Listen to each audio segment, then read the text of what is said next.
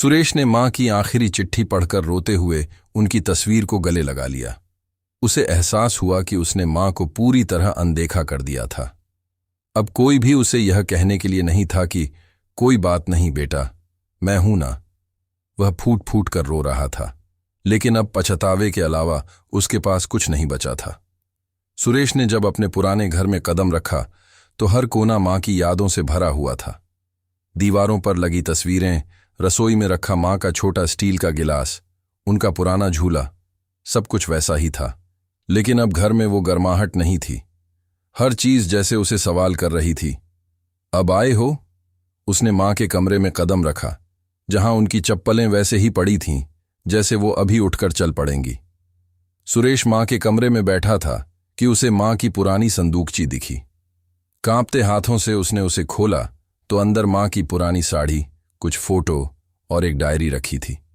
उस डायरी के पन्ने पलटते हुए उसे एहसास हुआ कि उसकी मां हर दिन उसके बारे में लिखती थी। आज सुरेश ने फोन नहीं किया, शायद बिजी होगा। आज बहुत मन कर रहा था उससे बात करने का, पर क्या करूं? यह पढ़ते ही उसकी आंखों से आंसू बहने लगे। सुरेश की आंखों के सामने अतीत के दृश्य घूमने लगे। जब वह छोटा था और बीमार पड़ता था, तब मां पूरी रात जागकर उसकी देखभाल करती थीं। जब पहली बार उसने नौकरी पाई थी तो मां ने मंदिर जाकर कितनी मन्नतें मांगी थीं। और अब जब मां को उसकी सबसे ज्यादा जरूरत थी, तब उसने उनका साथ छोड़ दिया। अगले दिन सुरेश जब मां के अंतिम संस्कार की रस्में पूरी कर रहा था, तब गांव के कुछ बुजुर्ग उसे देख रहे थे। किसी ने धीरे से कहा, बड़ा आदमी बन गया, लेकिन मां के लिए वक्त नहीं निकाल पाया। किसी और ने कहा, कमला देवी ने तो तुझे खुद से भी ज्यादा प्यार किया था। सुरेश के दिल में एक चुभन उठी। वह सब कुछ खो चुका था, लेकिन अब उसे एहसास हुआ कि उसने क्या गलत किया। संस्कार के बाद सुरेश मां की पसंदीदा जगह गांव का मंदिर गया। जब वह वहां पहुंचा तो घंटियों की आवाज और अगरबत्तियों की खुशबू ने उसे मां की याद दिला दी। मां हर दिन यहां आकर भगवान से उसकी खुशियों के लिए प्रार्थना करती थीं। आज वही जगह सूनी थी। उसने वहां बैठकर पहली बार भगवान से कुछ नहीं मांगा, बल्कि अपनी गलतियों के लिए माफी मांगी। मंदिर से लौटते वक्त सुरेश को ऐसा महसूस हुआ जैसे मां उसे देख रही हों। क्या मां उसे माफ करेंगी? क्या वो उसे आशीर्वाद देंगी? उसके मन में हजारों सवाल उमड़ रहे थे। उसे एहसास हुआ कि मां का प्यार कभी खत्म नहीं होता, लेकिन उसने उसे बहुत देर से समझा। शहर लौटने के बाद सुरेश ने महसूस किया कि अब उसके पास सब कुछ था, लेकिन मां नहीं थी। उसकी आलीशान गाड़ी, ऊंची इमारत वाला बंगला, करोड़ों की कंपनी, इन सब के बावजूद उसका मन खाली था। जब भी वह रात को सोने जाता, मां की आवाज कानों में गूंजती, बेटा खाना खा लिया। लेकिन अब कोई नहीं था जो उसकी फिक्र करे। एक दिन सुरेश ने फैसला किया कि वह मां के नाम से एक वृद्धाश्रम बनाएगा, जहां ऐसी माएं रहेंगी जिनके बच्चे उन्हें छोड़ चुके हैं। उसने अपनी सारी दौलत का एक बड़ा हिस्सा इस काम के लिए दान कर दिया और खुद वृद्धाश्रम में जाकर उन बुजुर्गों के साथ समय बिताने लगा। सुरेश ने वहां रहने वाली कई माँओं से बात की। कुछ की कहानियां उसकी मां की तरह ही थीं। बेटे बेटियों ने उन्हें छोड़ दिया था। उसने उन सभी से माफी मांगी, मानो वह उन सबके बेटे की गलती के लिए जिम्मेदार हो। अब वह हर दिन उनके साथ बैठता, उनकी बातें सुनता और उनकी देखभाल करता। एक दिन वृद्धाश्रम की एक बुजुर्ग महिला ने सुरेश से कहा, बेटा तू जब यहां आता है तो ऐसा लगता है जैसे मेरा बेटा लौट आया हो। यह सुनते ही सुरेश की आंखें भर आईं। उसने मां के प्यार को फिर से महसूस किया और पहली बार उसे सुकून मिला।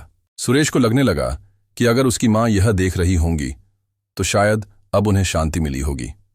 उसने मां की तस्वीर अपने ऑफिस में लगाई और हर दिन उसे देखकर प्रणाम करने लगा।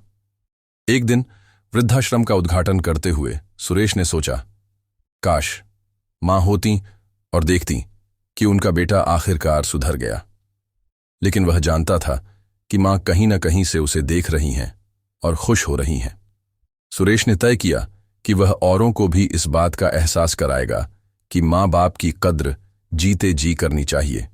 उसने कई सेमिनार और जागरूकता कार्यक्रम शुरू किए, जहां वह खुद अपनी कहानी सुनाकर लोगों को मां बाप का सम्मान करने की सीख देने लगा। अब सुरेश पहले जैसा नहीं था। उसके जीवन का उद्देश्य बदल चुका था। अब वह पैसे कमाने से ज्यादा अपनों के साथ समय बिताने की अहमियत समझ चुका था। सुरेश ने अपने बच्चों को भी यह सिखाया कि माता पिता की सेवा सबसे बड़ा धर्म है। उसने अपने घर का माहौल ऐसा बनाया कि मां का प्यार और सम्मान हमेशा बना रहे। अब सुरेश की जिंदगी पूरी तरह बदल चुकी थी। हर दिन वह मां की फोटो के आगे दीप जलाता और मन ही मन कहता, मां, मैं जानता हूं कि आप खुश होंगी। सुरेश ने समझ लिया था कि दौलत, शोहरत और सफलता से बढ़कर अगर कुछ है तो वह है अपनों का साथ। और यह सीख उसने अपनी मां की चिट्ठी से पाई थी। अब सुरेश के जीवन का एक नया उद्देश्य था, हर मां को वह प्यार और सम्मान दिलाना जो उनकी हकदार है। यह उसकी मां के प्रति सच्ची श्रद्धांजलि थी। सुरेश ने मां की याद में वृद्धाश्रम तो बना दिया, लेकिन उसका मन अब भी बेचैन था।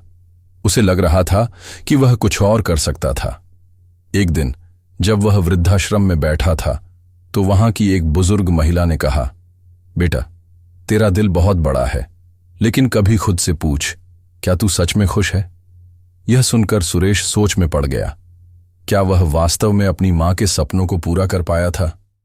उस रात सुरेश बहुत देर तक मां की तस्वीर के सामने बैठा रहा। उसने महसूस किया कि मां ने हमेशा दूसरों की भलाई के लिए काम किया था, लेकिन क्या वह खुद खुश थीं?